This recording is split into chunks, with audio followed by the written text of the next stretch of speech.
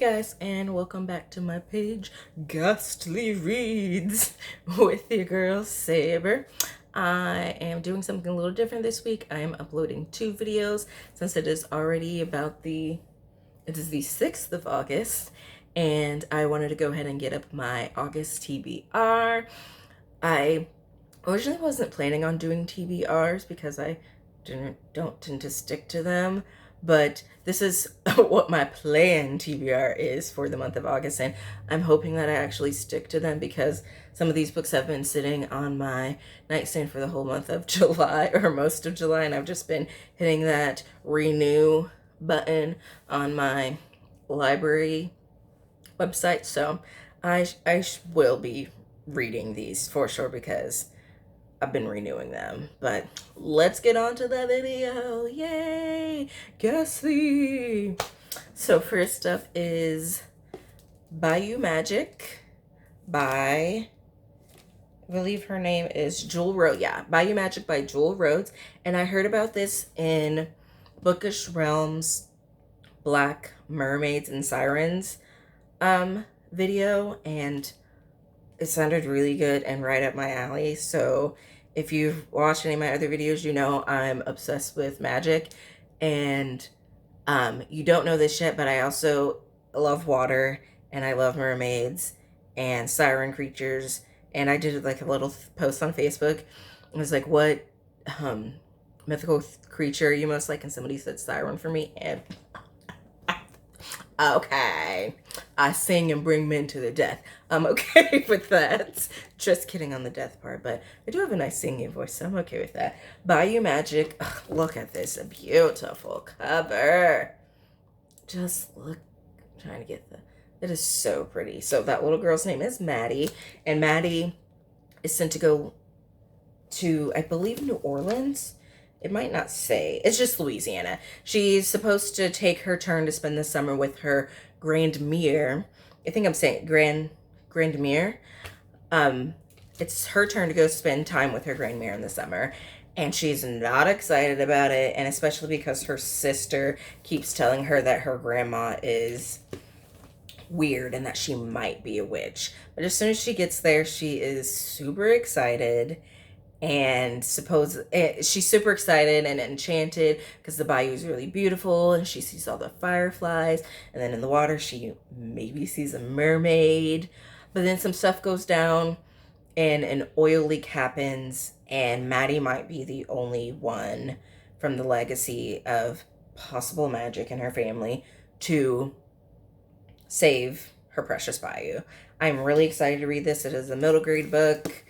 It was in my JAFE section, and it's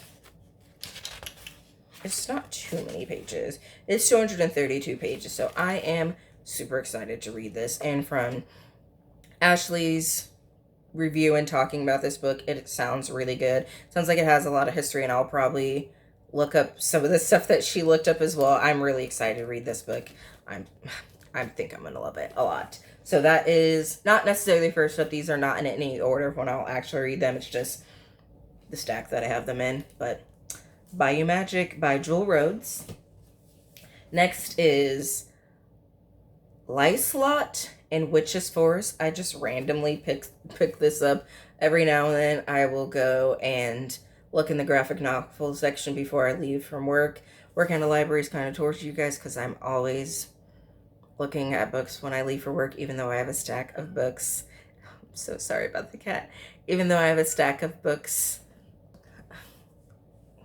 I gotta go check on the cat. Okay, so I had to pause the recording and go check on Pepper.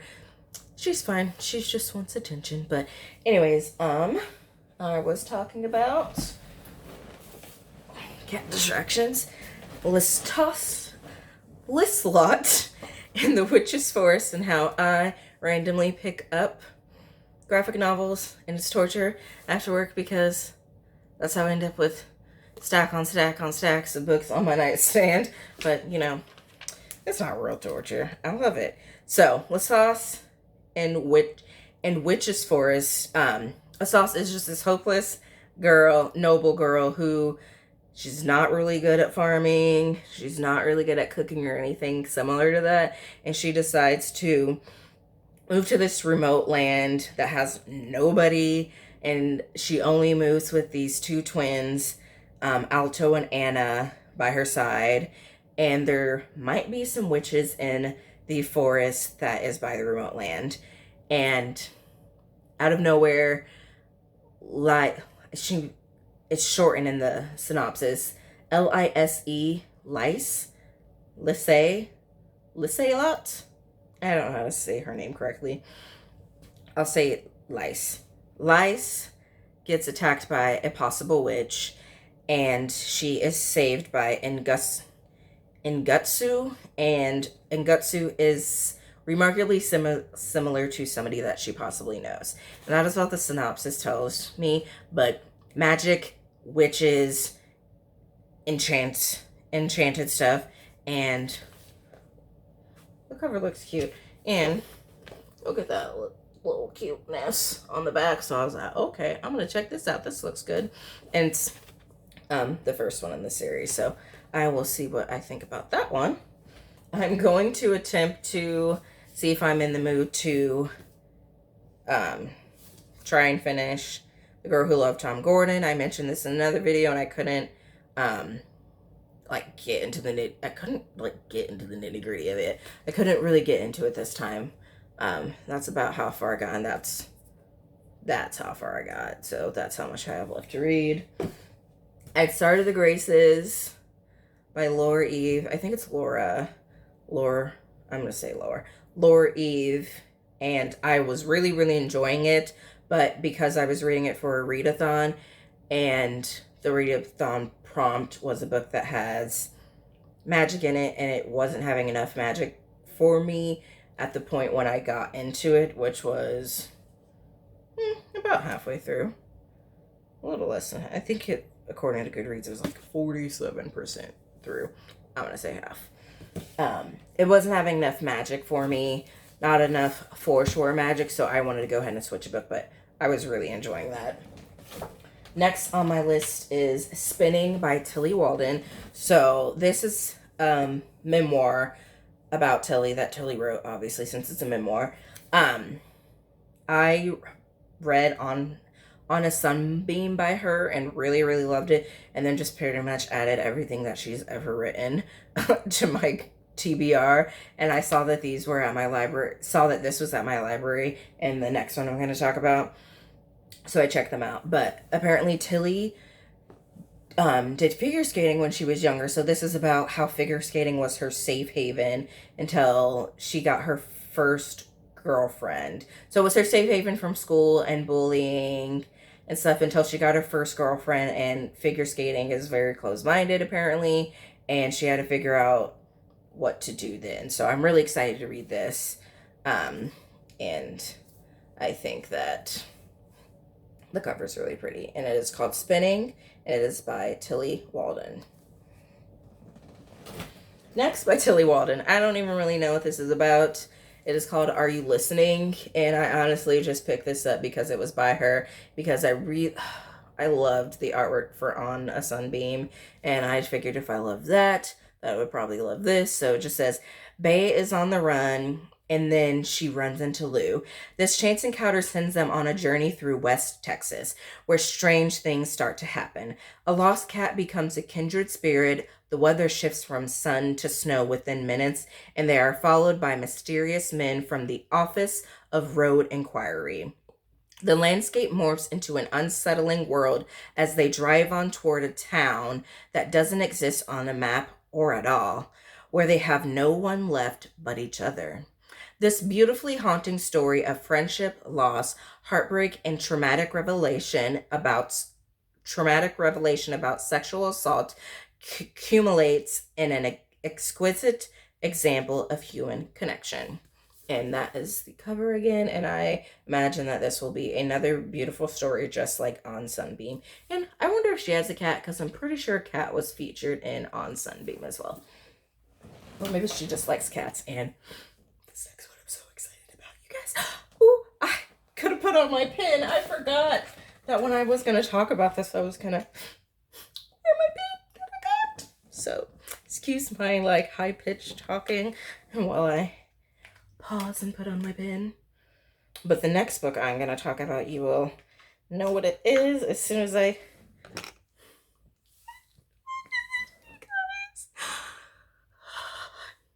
I'm so excited for this book.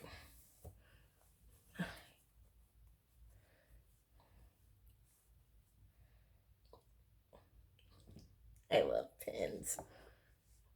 Normally I would like put this on my bag, but this was my plan for the video, so. Oh, it's not even on my trigger. You are hot. I'm not fixing it. Cinderella's dead. I finally got this in the mail. I pre-ordered it like the last week in June, and it came out August 7th, and I just got it on it came out July 7th, and I just got it on the 3rd, and just, her hair is so cute. Just look at that. It is so beautiful. So, I'm so excited to read this after I finish. I don't know when I'm going to start it. Soon. But I talked about this a lot when I did my blackout bestseller list, because I bought this for that. But I'm so excited to read this. So it is set 200 years after Cinderella dies, and Cinderella has been dead and dies. Same difference. 200 years after Cinderella has been dead, and women are basically auctioned off to men for them to marry. And the main girl, her name is Sophia. She's 16-year-old, and she's not about that life. She decides to run off, and she ends up in Cinderella's mausoleum. So it just says, now teen girls are required to appear at the annual ball, where the men of the kingdom select wives based on the girls' display of finery. If a suitable match is not found, the girls not chosen are never heard from again. 16-year-old Sophia would much rather marry Aaron, her childhood best friend, than parade around in front of suitors. At the ball, Sophia makes the desperate decision to flee to find herself hiding in Cinderella's mausoleum. There she meets Constance, the last known descendant of Cinderella and her stepsisters. Together they vow to bring down the king once and for all. In the process, they learn that there's more to Cinderella's story than they ever knew. This fresh take on a classic tale will make readers question what they've been told about, make them question what they've been told about happily ever after, and root for girls to break down the constructs of the world around them. I am so excited to read this. And there, that beautiful cover is again. Get a little up close so you can see. And you can like feel the Cinderella in that pen though. My double chin though. And then I am going to read both Fruits Basket 2 and 3. I've already started this one. I'm not loving it as much as I love the first one. I'm not too far into it, but it's just a little more cutesy than I would like it to be. I don't know. I'm still gonna like finish reading these two, but the more I'm reading into it, the less I'm liking it. I guess I'm wanting more action and wanting to find out more about the Soma family and stuff, but we'll see. And then I'm going to read Food Anatomy. So when I do holds at work, I will see books sometimes, and I'll pull out my phone and just take a picture of the book real quick to read it. But this is basically just telling you about food, and it's kind of drawn. It's drawn in words, so it's written in graphic form, which is, what I like. I love graphics. A palette for your palate. Delve into the culinary world with Julia Rotham's delightful visual tour of cookery and international cuisine. Histories and curiosities of food around the world are illustrated and explained with Rotham's uniquely charming style. What does an asparagus fork look like? What country puts banana sauce on their French fries? What's the difference between fish fillet and fish steak? Indulge yourself with a recommended daily allowance of facts and fun. I'm so excited to just look at some of the artwork on the front and some on the back. Look at that banana split. But yeah, I'm really excited to read that one. And I had checked these next two out last month and was going to try and read The Boys for the F-a-thon, but I just did not have enough time. And that this one was going to be for the F capitalism one. And I got into the show and I watched season 1. And I know from reading some reviews that is going to be a lot different than the show, which is fine by me. I'm pretty sure that Billy Butcher and them have powers, which I'm not entirely sure I'm really gonna like, but this did come first, so that's fine. We'll see though. I'm still excited to read it.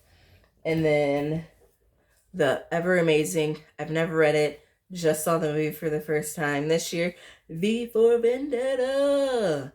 Remember the 5th of November. I'm not really going to say a whole lot about this one because I think people already know about this, but you know what? No, I'll go ahead and just read the back of this one. I didn't know how to paraphrase anything about this. This has been such a big story. I did not want to paraphrase that. I know I did just read some of the other synopsises, and that was just because I did. But this one was a for sure. I'm not going to paraphrase and mess this one up because I don't want to make anybody mad.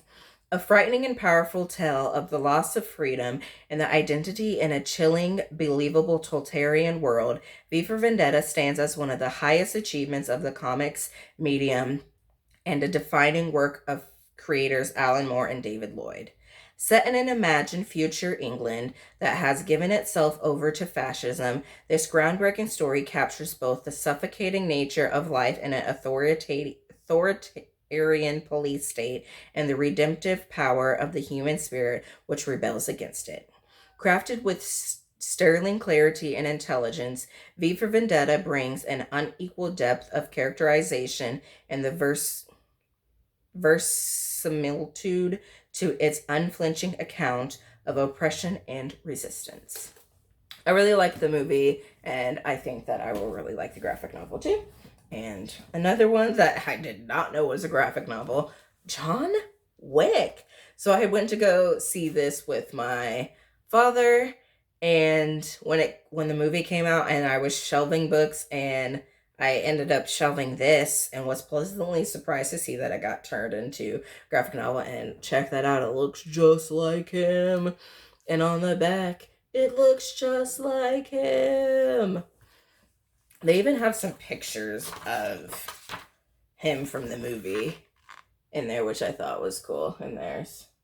So super excited to read that. And that is my TBR. Oh, I am also currently reading on my phone, on my Kindle app. I am reading Keys to the Repository by Melissa De La Cruz, which is part of the Blue Blood series, which is it's book, I think, 4.5 after the Van Allen Legacy, or it might have been before Van Allen Legacy, and I'm reading it out of order. It might have been 3.5, but I'm pretty sure I'm reading it correctly.